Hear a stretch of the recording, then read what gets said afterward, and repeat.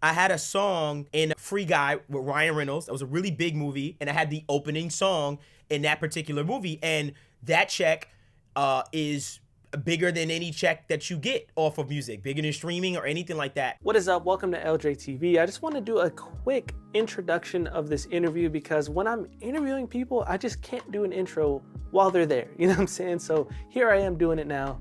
This one is with the legendary Devvon Terrell of Help Me Devvon. If you're a producer, you might only know of him from the Help Me Devvon stuff, his tutorials, his producer, audio engineering content, or maybe the Audio Nerds podcast, which is a hit. Or you may also know that he is a legendary singer, bro. He's been doing music full time for over 10 years. He's had tons of big songs that have gone viral, and he's still popping to this day, bro. So we get into that a lot. Go into this with longevity in mind. That's really the key theme that I wanted to get from this, because I myself, 3 to 4 years full-time musician, am just trying to figure out how I can make sure that I'm doing this forever, bro. So again, thank you, Devvon. His links will be in the description. Let me know what you think in the comments, of course. Enjoy. I am Barack Obama. I am Barack Obama. Yeah, I don't have anything set up. This really isn't my usual thing, but like, it's fun and it's informative. Yeah. My guy, Devvon, thank you for hopping on with me. First off, before we get into this though, like, I was watching your story last night, bro. What was you cooking? I just had to say that real quick because I was looking at it and I was like, yeah, wait a minute. 30 minutes ago, is this nigga in there cooking is it like 3 a.m., 2 a.m.? Like, what is bro doing in the kitchen right now? Bro, I be doing that, bro. Like, you know, so like, you know, we music people, so it's like our sleep schedules are weird as hell. So like at night, sometime it'll be like 1 in the morning, 2 in the morning, I'll be wrapping up everything, and 8 hours pass. I'm like, damn, I didn't eat today at all. So then I'll start cooking. No one's around at like 2 in the morning. I'm delirious, right? Because I'm tired. And I'll start chefing it up. I cook a lot. Like, that's something that I'm starting to like play with on my like socials a little more, because people like, I get a lot of, I get a pretty good reaction out of it. So I'm like thinking about like playing with the food content, with the music stuff, and just having fun. But dude, honestly, I'm just cooking. I be hungry. Like, I eat, bro. Like, I like to eat. You a foodie too. Yeah, I know that. Yeah. I be cooking too, but I got more of a husband and wife schedule. We be cooking at like 6 p.m. the latest, bro. So dang, gotcha. Okay, so yeah, right. Yeah, but right. That's dope. That's actually, you know what? Let's just roll right into it with that. Sure. Scheduling. Before, I don't, like I said, I don't have much structure to this, but since you said that, I definitely, every time we've worked, whether it's the pod, NAM, whatever, it seems like you got a million things going on. And I really wanted to start this with like the fact that you've been in the game for so long. I was just I was thinking about it. I was like, bro, because I remember seeing like just a few random viral videos of you like years ago. I'm talking about with like futuristic and like, I think like the first one of your remixes I saw, it might have been like the Fetty Wap one or something like that, but like way back YouTube years ago. So you're at a point where you have your artistry and you also have the Help Me Devvon, you got plugins, you got the #1 pro audio podcast in the world. Thanks, bro. And it's also separated on your socials. So that's kind of like super interesting to me. I want to pick your brain on how you kind of really manage that and separate both sides, because it's like you're living two different lives. Yeah. So genuinely, yes. Like, I'm genuinely living two separate lives, and I have two different personas online. One is, the beautiful thing about it is, the people on the Help Me Devvon side don't even be knowing that I am an artist on the other side. You know what I mean? And I love that. Like, I think that's kind of fun when people kind of discover me that way too. Like, that's also a funny thing. If I meet people and they're like, oh, like, your tutorials helped, I'm like, okay, cool. So they know me for that, but they have no idea about the music side. But as far as separating it, the reason why I did it was because I just felt like there was a niche within my fan base of people that were musicians and engineers and just like people that actually create music. So I started to say, oh, wow, I think there's a community, part of my audience that I can serve really, really well. just by separating this and saying, hey, this kind of content is over there. If you're interested. And it just kind of blew up, man. Like it kind of just kind of took off on its own, especially during the pandemic. But I knew wholeheartedly that I wanted to separate the two because I know that some people would not want to care about the technical stuff. And then there were some people that were. So I wanted to make sure I just kept those very, very separate. And I really, really work hard on keeping those two things like very separate, like on socials and stuff like that. So how do you manage it, honestly? Because me personally, I'm struggling with the same thing, especially like as a producer. I feel like all my producer homies can agree that a lot of us started like making beat videos on Instagram or whatever. And then, we're trying to sell beats, whatever it may be. But then all of a sudden we got a producer audience. And then so like the next step is just, all right, let's start making tutorials and catering to the producer audience. But me personally, I'm kind of in a unique position where I've kind of censored myself as an artist within production. So I do have the music fans and I also have the production fans. And I'm struggling to keep it up because I know like algorithms, they kind of like to see similar things. So one day I'm making a beat, one day I'm doing a tutorial, one day I'm doing this. I feel like it really messes up my algorithm. So when you made that decision, was it because of you were noticing that kind of stuff, or you literally were just like from the jump you wanted to separate it at all? Did you ever try like on the artist side on your YouTube channel doing tutorials or anything like that?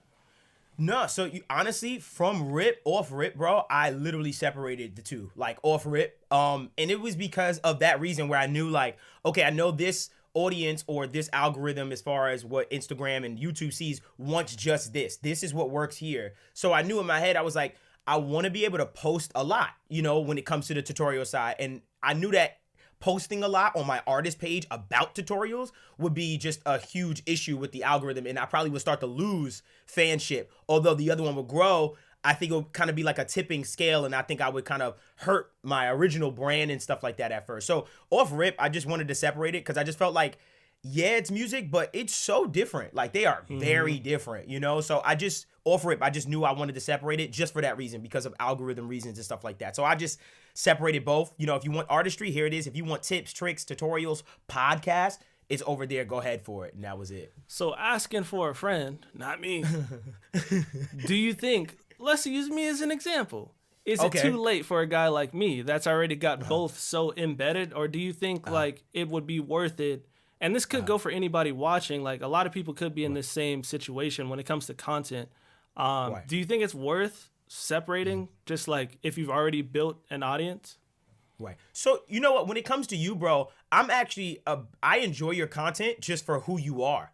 I think you've built this persona about you that whatever l.dre delivers, I'm just gonna watch, whether it's tips and tricks and tutorials or whether it's just your music. You know what I mean? Like for me personally, and this is me speaking from a fanship, and then I'll give you like for someone else. But as a fan watching you, I just enjoy just l.dre's brand in general. I just love the world of l.dre as far as everything you do. When it comes to someone else, right?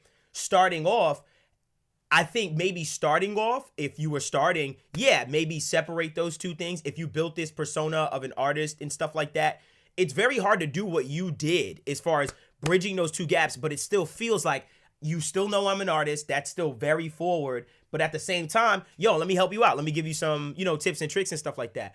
The one thing I might throw at you is when it comes to the production side, straight music side, if you're like maybe throwing up some just a vibe with like how you do like with the artwork and just the song in the back, maybe that just be a whole separate entity where it's like, hey, if you come to this channel, you could just listen to my music, my vibe, and that's it, like straight up. That's the only thing I'd probably say. But other than that, I enjoy how you kind of work and how you do it and stuff like that. For someone else that's just starting or someone else that's in it and trying to create a separation, create the line. You know what I mean? Go for it, and just start now.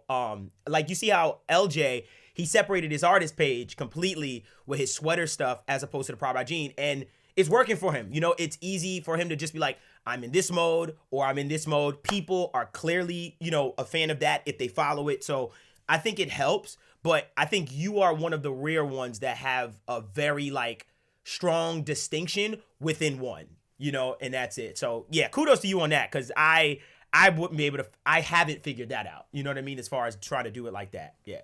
Yeah, definitely appreciate it. Yeah, I think that's something that these are the kind of things that people don't really either think about or talk about. But I personally, if I were to suggest it, if someone's listening to this and starting out, I would definitely say to go your way. Because even the same thing with LG, and like I didn't know he fucking had them vocals on him. You know what I'm saying? I didn't know he was like doing all this crazy stuff outside of like the production stuff. So that's dope. It's completely separate. I like that. I like that a lot. Same. And then so I also, that kind of took me somewhere else because you mentioned that, but I wanted to start off actually with just like, how long have you been doing this? Because I think a good point for this video or this interview could be about just like longevity in general. Because you were one of the dudes, I've seen so many people pop off around the time you did that are just gone. Yeah. And you're still here, but it's not even like you're still here because you switched into the production stuff. Like you've been having your music stuff going viral and stuff too on like, I've been seeing this stuff on Reels, TikTok and all that kind of stuff. So how long exactly have you really been in this? Bro, I've been doing this since I was a kid, right? Like I've been doing this since I was a kid, but I say since I had like a real presence on the internet, I'd say 2015, 2014 is when I had like started like to have a real genuine presence on the internet. And it's just been playing the internet game for years. Like when back in my day, when I was younger, you know, I had a bunch of friends, and back then it was all about the club banger. It was like, yo, you ain't gonna get popping if you don't have the club banger, bro. And it was like, okay, cool. And then I discovered the internet. You know, I was around when Instagram, this is gonna sound so funny, bro, when Instagram first started. Like, and I was like, yo, I'm telling y'all, I can reach more people on Facebook and Instagram than y'all can reach in a night going from club to club. I was like, I'm telling y'all, no, you're wrong. You're bugging. You're tripping. The internet's not the way to go. No one's going to respect like that. Bro, I just quit the whole like running around club to club trying to sell my song, and I started to play the internet game, bro, like early, like real, you know, that time period. Like that was like the Funk Volumes, the Dizzy Wrights, the Hobsons. Like that's my era where the Tech Nine, like, I started to watch those guys, futuristic, and just model myself and say, you know what? I'd rather be this, because for some reason, independently, these guys are making money. Like, I don't understand how they're making a living just doing music. So I just followed that plan, bro, and then the rest is history. Like, things just started going viral, and then the world just kind of changed, bro. You know what I mean? The internet became king, you know, in that regard. So, bro, yeah, I've been doing it for a long time. 2014 is my first, like, foot inside of like, okay, I've arrived and I have like a presence online and stuff like that. So really, like, officially, even, okay, so before that, I'm not sure like where you're working like 9 to 5s and stuff like that. Are you saying like is 2014 when you went full time, like officially? So I went full time 2014. I was working. So what I did was I graduated from Full Sail. I graduated during the housing market crash, which really sucked, because I couldn't get any job. No one was hiring. You know, it was a what do you call it? A recession in the whole nine. This was 2008. So from 2008 and on, it was a really tough time. You know, I was with moms, and then I was just saving money, like, as I could. I was working as a camp counselor. Eventually got a job in a pawn shop. Here's the beautiful thing. The pawn shop sold audio equipment. So they were like, oh, you know audio? I was like, yes. So I was like, so they hired me to just be the audio guy, like buy microphones and stuff like that. So I would even start to buy equipment from the pawn shop, like for the low. So this is how I started to build my own home studio, working at the pawn shop with 2 college degrees, by the way, but had no choice. And eventually saved enough money, bought my own small little studio, and then started to build a clientele, went part-time, and then eventually went full-time with the studio. I was shooting everybody's music videos, their photos. I was just like in full grind mode, recording everybody. And eventually that studio became my full-time gig after a while. And that was it. So you're telling me you've been a full-time musician for 10 years? 10, straight up. Since 24, I quit my job 2013, like around then. Yeah, I quit my job like 2013, 2014. Yep. That's fire. That's fire. That's inspiration in itself. So, damn. Thanks, so bro. You haven't worked a job since, and you've been able to steadily make an income from music for the past 10 years. Oh yeah, for sure. I'm really blessed, bro. I'm really, really lucky. I make a really, really good living, bro. You know, just doing this and stuff like that. And yeah, just been actually continuing to grow, you know what I mean? Like within it and stuff like that, and finding other ways to kind of monetize, you know, your likeness and your audience. I think that's something that doesn't get talked about much, where it's like some people can have millions of followers and stuff like that, but they don't know how to really monetize and like make money off of and survive off of your audience that you create. So that is something I'm very proud of, that my fanship and stuff has supported me for this long. And it's like, I'm like, wow, like, you know what I mean? Like, yeah, you're right. I haven't had a gig in years, man, since 2013. So yeah, just been able to kind of figure out how to monetize my audience and just build a business for the most part around the whole thing. And that's it. So 10 years. Wow. Yeah. That's crazy. We need like a little 10-year anniversary video or something, bro. That's I nuts. know. That's crazy. That would be cool. Yeah. That would be cool. Touring. Yep. Yeah. One thing that super piques my interest is I guess I want to hear more about that, because for me personally, I'd say I just went full-time 2020. And since then, obviously there was a pandemic, all this kind of stuff. But like literally, I've seen so much change just in the past 3-4 years of me doing this. And I've had to pivot so much. So I can only imagine, because you just mentioned like Hobson, for example, that took me back, bro. Like the Illminder Hobson days, like that funk volume. Like even back when I used to rap, like I entered some of those Don't Funk Up Our Beats contests and all that kind of stuff. Yes. Bro. Like, oh my God. I forgot about that. Bro. Yeah. Shout out to Kato, bro. Like those times were crazy. But like I know a lot of people aren't really just like that prevalent from that era anymore. Yeah. And just seeing how much I've had to pivot in the past 3 years. Talk to me about like some ways that you've seen, some things that you've seen where you just like had to change, or you saw some things coming up. Like you said, you've been on Instagram, been on Reels. I mean, you've been on Facebook, my bad. Right. I'm showing my age right now. But you've been on Facebook, been on Instagram. There's Twitter, TikTok came around. Like, tell me how you were able to navigate like all those ups and downs and just kind of keep this shit going. Yeah. I'll be honest with you, man. It's been really hard, man. Like I'll be so honest, and I don't want to sit here and say like, I figured it all out. Like there were times within the span of 10 years where I was like, damn, this ain't working no more. Like what's happening? You know what I mean? Like literally behavior changes and the internet changes. And so, not the one trick pony, but my superpower, right? Where it's like, put the microphone up and just sing the song. Like that was my thing. It was like, this is easy. I knocked this out. Nobody could do it like me. I was, that was my thing, man. And eventually that started to dwindle on the internet. And then all of a sudden content started to really switch over to Instagram. Facebook was my bread and butter. That's why I was like getting all this attention. William Singe, Connor Maynard, Alex Ayono, like that was that era of like that cover era where we were just killing the game on YouTube, on Facebook, and then on Instagram.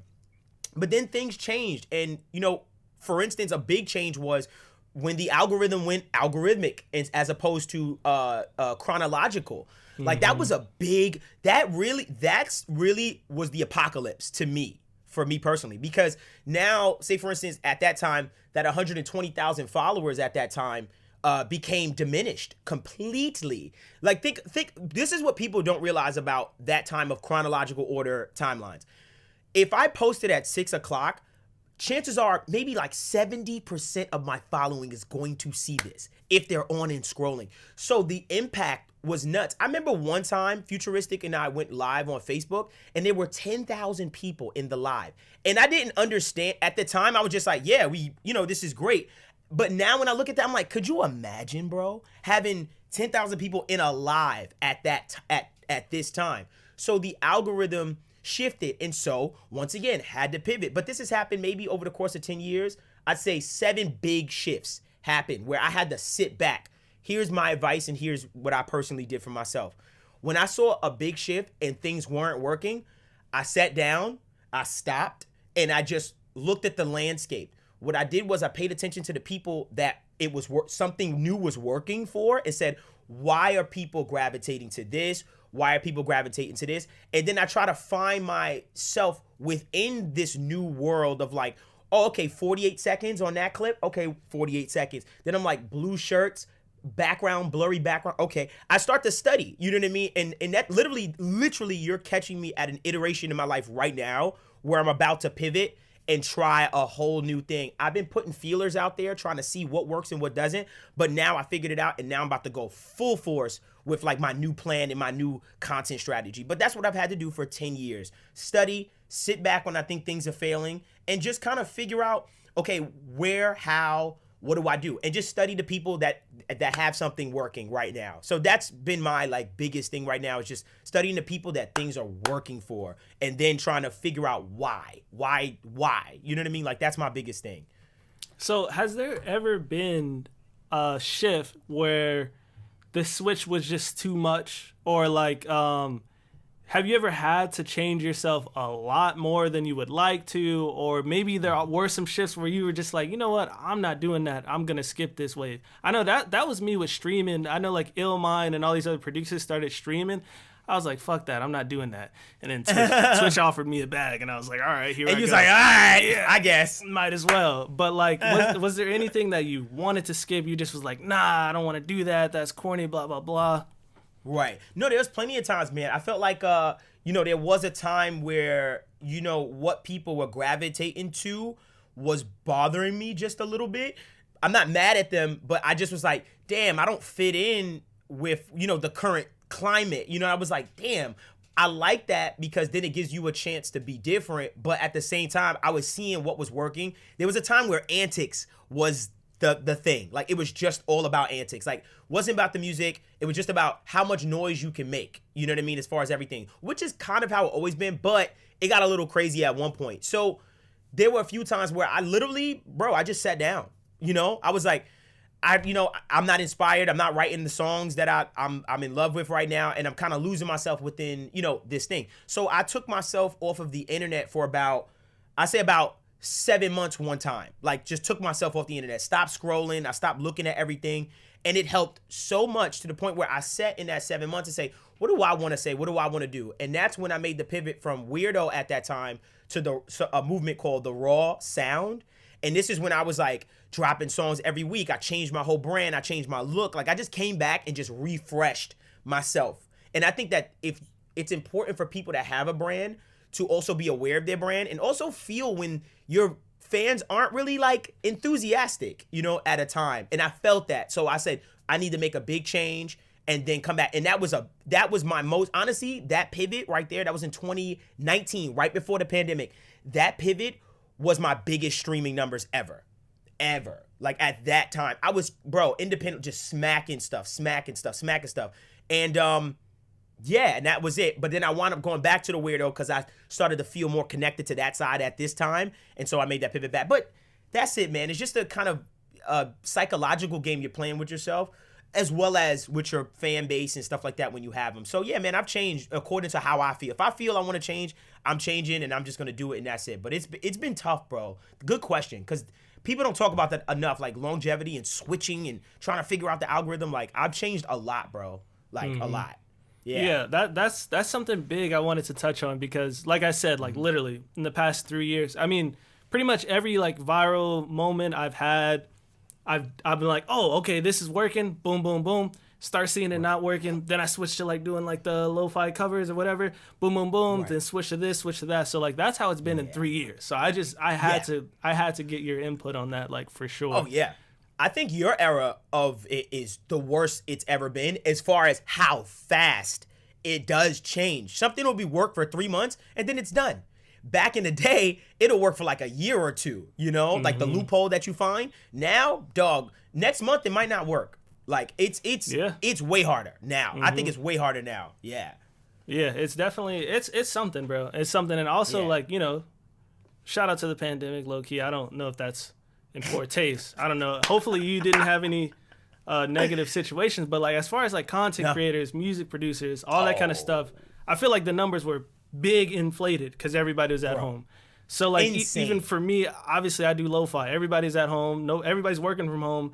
This is like my time to shine. So that is another thing that I've had to kind of adjust to. Just like my brain is like, okay, that time was like probably the most inflated it could ever be. Yes. And I was super lucky and grateful to just be in the right place at the right time for that. Right. So I do want to touch on like the mental aspects of it.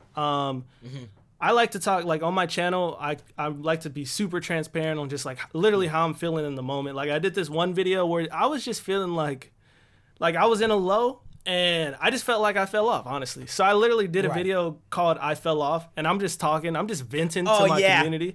And, like, it kind of popped off, and a lot of people showed support. A lot of, like, bigger producers that I'd never even knew who I was were, like, hitting me up, like, yo, I resonate with that, blah, blah, blah. So Facts. I want to know, how do you handle the constant ups and downs of it? Because it's literally a roller coaster. You know, especially you're doing it full time. Now this is your livelihood. This is your income. You buy a house. You do this and this. You got bills to pay. Yep. Sometimes fat checks. Sometimes not as fat as a check. It's just like, how do you deal with the lows so much, especially since you've been doing it for so long? So the lows are bad, man. You know, like the lows are bad, dog. You know, when you feel like something isn't working and stuff like that, I sit back, bro. You know, when I'm feeling like, damn, nothing working, I sit, bro. I'm telling you, that is my best advice to anybody. Sit down, man. You know, like just take a seat, go back to just, you know, getting back to just regular life, you know, getting a little routine for yourself. I take like a week to myself. Like if I'm really like lost, I'd be like, you know what, this week, screw this job. I'm just gonna chill. I'm not gonna do nothing. I'm gonna chill with my wife, you know, I'm gonna chill with my family. I'm gonna go kick it with my friends, you know, I'm just gonna do nothing. I'm not gonna make any songs. I'll sit down, bro. And then after that week, what I'll do is I go into full-blown study mode. Like that's it. Like I'll be like, so probably like, let's say a month, if like, I'm talking about the lowest of the lows, where it's like, oh my God, like everything's bombing. I feel like I fell off. I just go into study mode. I go into take a break, and I take a month to myself, bro, and I'll literally, dude, when I mean I study, I will study and study and study and study until I say, okay, here's the plan. And then I start to slowly just kind of get back into things. So I think sitting down is the best thing you can do, because you're right. Some months are good. Some months are absolutely atrocious. Once in a blue, it gets a little scary. And you just gotta play with it, man. It's our lives. You know what I mean? Like this is what people don't realize. Like this is not for the weak. You know, like this career of content creation and stuff. People aspire for it and stuff, but I don't think a lot of people are built for it. Like once you make the jump of I am doing this full time and I have a family to support, like, bro, it gets really weird, and a lot of people's integrity can get called into play when it's like, I need to make the money, as opposed to like, am I really serving an audience or a community and stuff? So I've been lucky enough to find that balance. I know when to take my breaks, and I know when to just say, bro, it's not working. You know, being very honest with yourself and kind of just coming back. But I never quit. That I'm as corny as that sounds. I'm like, bro, I'm one song away, bro. You know the vibes. That's always my thing. I'm like, yo, one song could change everything. One. So I can't, how can I quit? How? Like one song? I know this already because I've been through it. You've been through this. Songs popping off, like that changed my life. So I can't quit because I've had success and I know what it takes and I know how quick things can shift and change. So I stick and just stay within that right now. That's it. Yeah, I mean, that's super important. And you actually answered what my next question was going to be, is just like, what is it that's keeping you going? And I know you said like, oh, it may sound corny, it may sound lame, but literally just not quitting is really the key. It's just don't quit.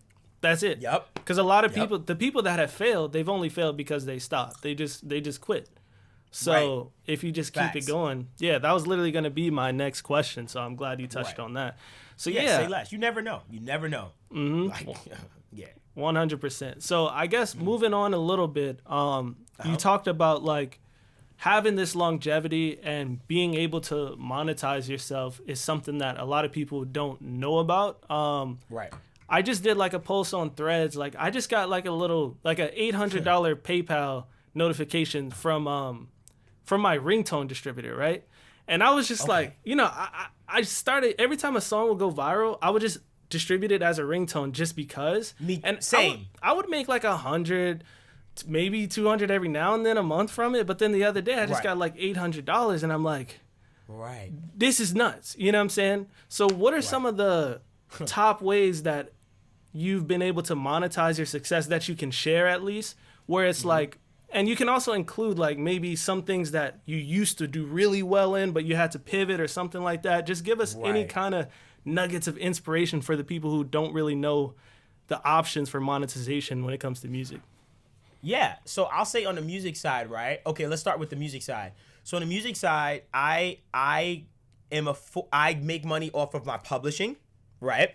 So I am signed and have a publisher, and they collect on my behalf my mechanicals from Spotify, Apple, from all of those places. So I make my money from my publisher, right? ASCAP, BMI, or whatever anybody else is with. Other thing I make money from is streams, right? So I make money off of my streams.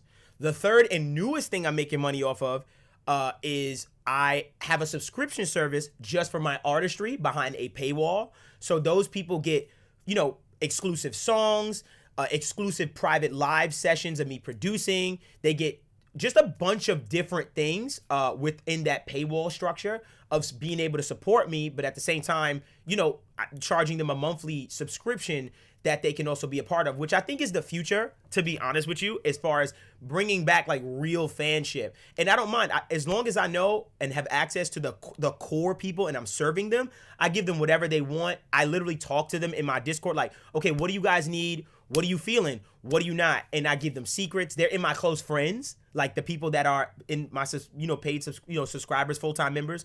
So that's another one. The other one is a really big one, and that is sync licensing. So for instance, I had a song in Free Guy with Ryan Reynolds. That was a really big movie, and I had the opening song in that particular movie. And that check is bigger than any check that you get off of music, bigger than streaming or anything like that. I've had stuff in All American, 16 and Pregnant, Power, all of these TV shows, and those checks make you a lot of money. For instance, one song, right? A company or a show decides to license. So say for instance, that one show licensing the song for, let's say 6 months is 11 grand just to license it. But also another show licenses it within that time for 5,000. So now this song has made me 17 grand. This one song has made me 17 grand in 5 months. So sync licensing has also become like another thing that I'm like, oh, like this is also something that can be very, very lucrative and fun too, because it's not of my usual music and stuff. I make like off the wall kind of stuff for that. So sync licensing, and then the fifth thing within the music thing, or the fourth, I don't know where we at. The fourth or fifth thing I say is sponsorships, right? Paid posts and things of that nature within the music side, and that would be it. And then obviously with Help Me Devvon, that's a whole other thing that I think people really have no idea how deep that vein goes and how much we invest, or how much I invest into trying to figure things out on that side as far as the monetization and stuff like that. So that's a deep one, especially the podcast. I don't think people know how much money it takes to create that podcast and put money into it every single month. And I always laugh, and sorry to maybe have this elongated kind of no, you're good. Thing, but it's something I've always wanted to say out loud that I think a lot of people don't realize is, the podcast is cost a lot of money to create, right? Like every month it costs a lot of money. Like people have no idea. They probably just think like, oh, we're making money, we're getting sponsors, but I have not profited from that podcast yet. Like with all the guests we've had and all the success we had, I'm still trying to profit from that podcast, but I love it so much and I believe in it so much and I invest in it still to this day, burning a hole in my pocket because I just believe in what it does, as far as its impact. And so I'm here every week laughing when people saying everything we say is sponsored. I'm like, I wish, that it was, because then I can provide the community with even more value, and I'm trying to make people understand that, investing in our podcast, investing in the HMD side, dude, like there's so much more we can create if, I can get more of these companies to just understand the impact of it. So yeah, man, it's a lot of different things. And I think a lot of people don't realize, like, even from an investment standpoint, like how much we invest into our stuff, like your thumbnails, like little things that you invest in and have to figure out that are tough, man. And they don't realize I'm doing it for everybody, the greater good. But you know how it is as a creator. We get hate all the time for a bunch of stuff like, I don't understand, bro. Like there's a huge fight that we are having every day with these companies to try and get them to understand you. Yeah. And that's it. But yeah, man, it's a constant struggle, but nonetheless, there's a lot of different ways to kind of monetize that and create that kind of thing for sure. Okay, so two things. Well, actually, is your I don't know what camera you're using, but my camera turned off for a second because the 25 minutes. I don't know if you're set for. Oh yeah, no, I'm good. Oh, okay, for sure, yeah. Yeah, mine keeps Canon, running. bro, Yeah. Canon. You know what I'm saying? Oh, 30. Yeah, it's a yo. That's a weird. Actually, it's like legally, if they make the recording 20 minutes longer, 20 minutes or longer in a camera, then legally it's deemed a video camera. So they do that on purpose, like some weird tax thing. I remember, yo, I know what you're dealing with because Canon does that, like some weird thing. So they want to call it a photo camera, some weird crap. Yeah, All right, yeah, cool. whatever. Yeah, so you're good. Yeah. You're good. But good. yeah, okay. So two things that I took from that I wanted to follow up with. The first part is on the music side of things. You said you do the sync and all this other stuff. What is your like support system like? Do you have like a manager? Are you doing all this stuff solo? I know you said you have publishing. Is your publishing finding these sync deals and all these different things for you? How are you managing that? So my publisher finds the sync deals. So my publisher will send me briefs, right? And say, hey, this show is looking for this type of music, blah, blah, blah, blah, blah. Okay, bet. Let me look. Hey, submit this song. Okay, bet. And you shoot shots every day. HBO, for instance, one time took like the most random song for like a trailer, like HBO shows, like, and put like this weird, like I was like, they chose that song. So yeah, it's like that. So my publisher handles figuring out the sync deals. On my management, I have no management, which is wild. So I have no management right now. And I did for about 10 years. So I had a manager for years, but not that we had a falling out or anything, but we just parted ways. I'd say about 4 or 5 years ago. And I'll be honest, things got really tough for me because 10 years, dude, like, you know, that's a real relationship, and that was hard to kind of figure out things. But recently what I've done is I've hired a brand and sponsorship manager. Shout out my girl Jay. She handles all deals, all things. Like, she keeps those things in line and kind of vets like, hey, I think we should like rock with them, or these people are saying this, and then I'll try something and I'll be like, oh no, I like it, let's do it. You know what I mean? Like, she kind of helps me curate that. So I figured out around myself how to not have a manager, but hire people around me that just do the jobs that are needed.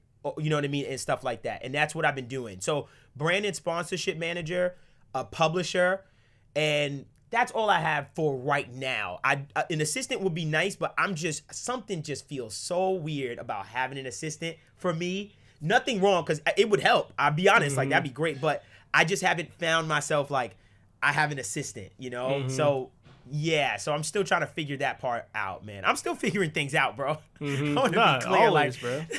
Yeah, I'm trying to figure it out, bro. But one day at a time, you know. Yep. That's crazy. Yeah, I mean, bro, 10 years, so much shit changes. It don't matter how long you've been doing it. You still always going to be figuring shit out. Like, it don't. Every day. Yeah.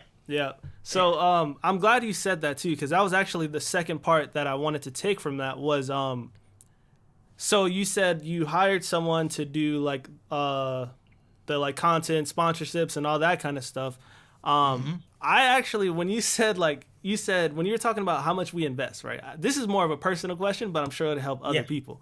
But I have been kind of in a sticky place where, like, I don't even want to admit this right now, but, like, I don't know, bro. Like, I was broke a few years ago, like, living in my mom's garage. So I guess, like, I'm still trying my best. It's still hard for me to let go of my money type of thing. So, like, when you said, like, your thumbnails, I'm like, I really should hire someone to do my thumbnails, but I'm still just like sitting here doing that kind of stuff. So I do kind of want to pick your brain on certain things, like how you were able to pick people or like give away certain things. Like, I know, like you're saying with an assistant, that's tough because like unless you find someone to just shadow you every single day or something like that, it just on some Mr. Beast shit like that. Like, how do you make these decisions to like trust people to do certain things for you that you've been doing yourself for a long time, but you know the value in having someone else take that part on for you? Like, how do you justify these investments and stuff like that? Right.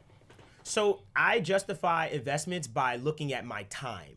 So I say to myself, okay, if I could offload a job and get time back, then see it like this.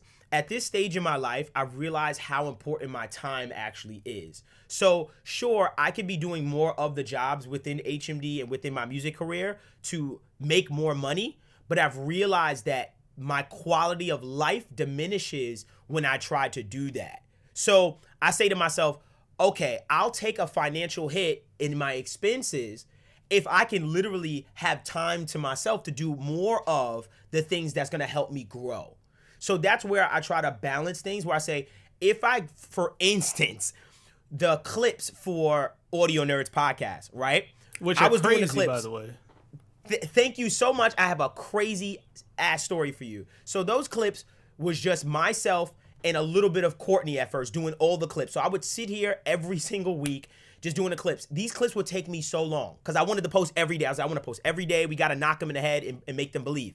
So I was doing the clips every day. It was taking up so much of my time for the first 7 months. It was, killing me. I was like, I cannot keep doing this. I was about to stop the podcast. I was like, I can't keep up with the output.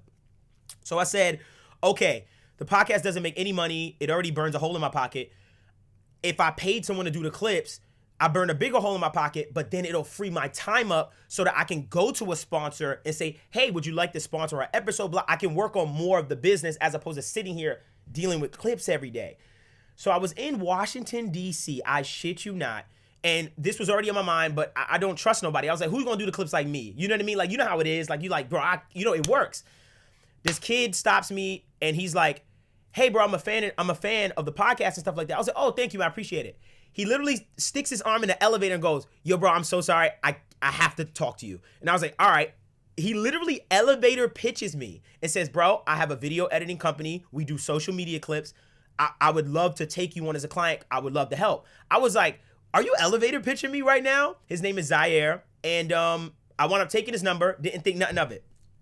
About 2 weeks later, he sends me a text. And it's a clip.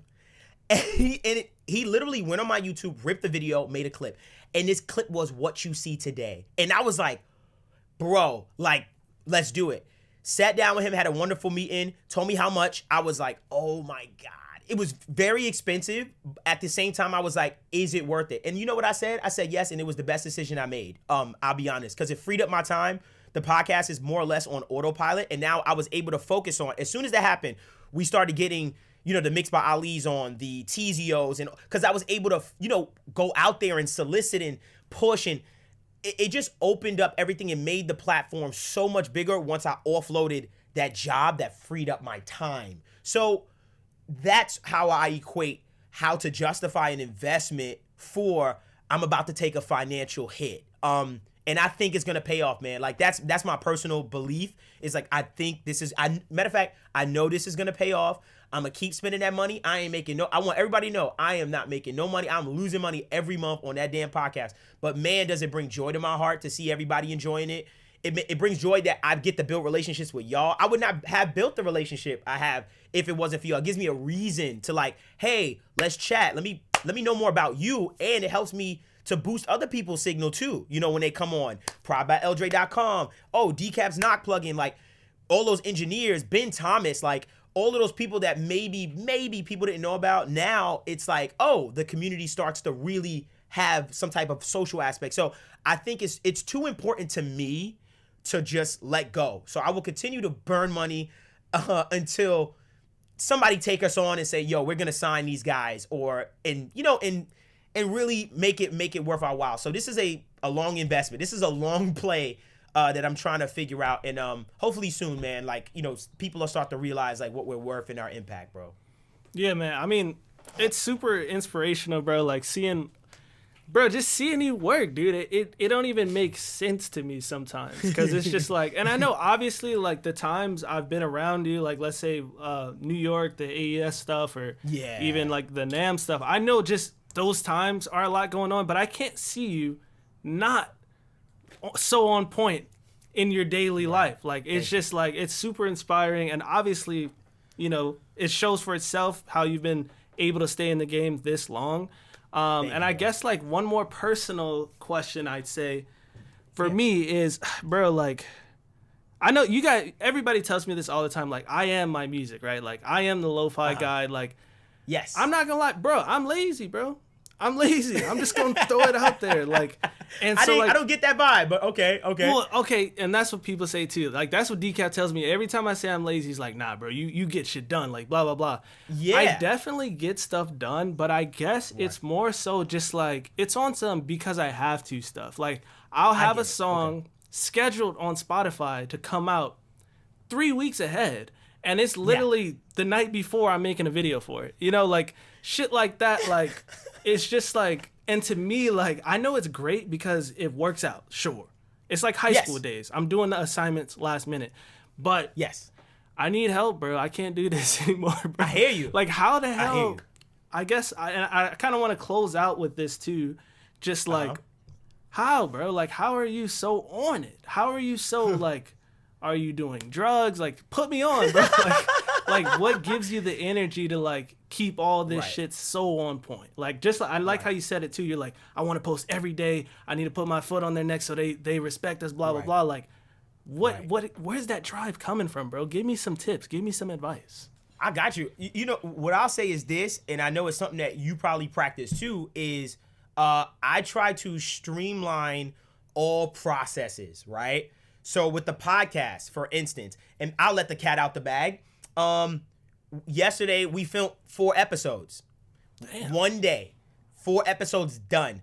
And literally we have 4 more episodes that we did in LA. So I'm good for I am not gonna sit and film the Audio Nerds podcast for another 2.5 months right now. So you see, it's all done. So you're gonna see all of that content come out, and it's already done. All of it is uploaded to YouTube, scheduled in the whole 9 already. All the episodes, everything is already done. All the clips are being handled by Zaire. So, but I need to have bulk processes that one day of sitting down fulfills me for the next 3 weeks, 4 weeks out. Like, that's the kind of things that that's my big secret, I'll be honest with you, is when I'm sitting down to do the work of something, it needs to be working this day that will fill up the next 2 weeks out, 3 weeks out. So that's how it is. Even musically, right now I have 2 songs. They're already in Spotify. They're coming out every Friday. I'm dropping a song. I'm already 3 weeks ahead. So it doesn't feel like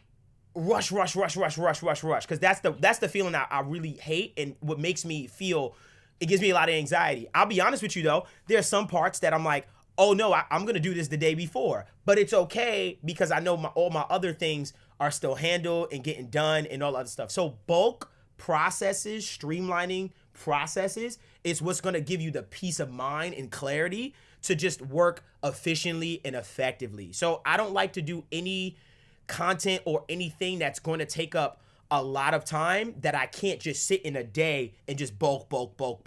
Like bulk is my magic word, and that's my secret weapon, is just being able to bulk record content. Like that's really the trick for me, bulking. That's fire, dude. Yeah, I definitely, that's what I'm missing big time, bro. Big time. I've been struggling, bro, my whole career. That's been my constant struggle. I tried to, like, on some New Year, New Me shit, like, I did really good in January, bro. Like, I was like, everything was at least a week ahead, bro. But then went to NAMM, fucked up my whole shit. Everything since then has just been like, all right, catching up. So that's super inspiring to hear, bro. I definitely appreciate that. You know what I say to that? Like, for instance, what I personally also figured out is how to make the music career also work with the Help Me Devvon career. I didn't figure that out until 2 months ago. I said, holy crap. You know what I'm going to start doing, bro? If I'm recording a song, right? Devvon Terrell vibe, singing it, blah, blah, blah. Then I have to mix it, right? So what did?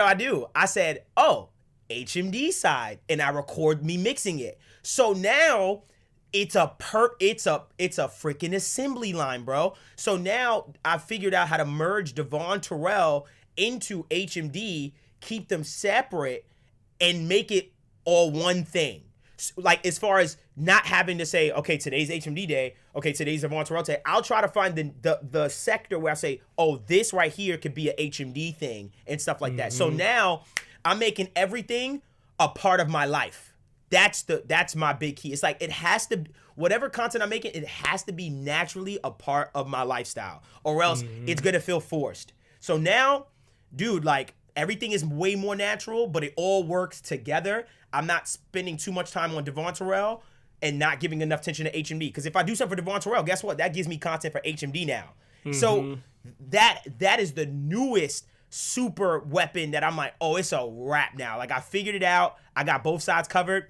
Just run. Now I can be an artist full time and an HMD side full time. And that is like my newest, like, oh yeah, now I'm running. Like now I'm off and running now, for sure. That's fire, dude. Yeah, I'm literally trying to do the same thing, like on a probably like a smaller scale for sure. But like I'm definitely a lot of gems in this, bro. Like you got me really thinking, like, bro, fuck the video. You got me over here, like I'm like, yeah. Oh wait, I got yeah. Oh, Do that. yeah. So I got a lot to think about. I got a lot to do for sure. So one last quick question though. So Sure. you were saying, for example, like you put out that 3-hour mixing video, right? And I'm sure to your surprise, it's doing better than you thought too, right?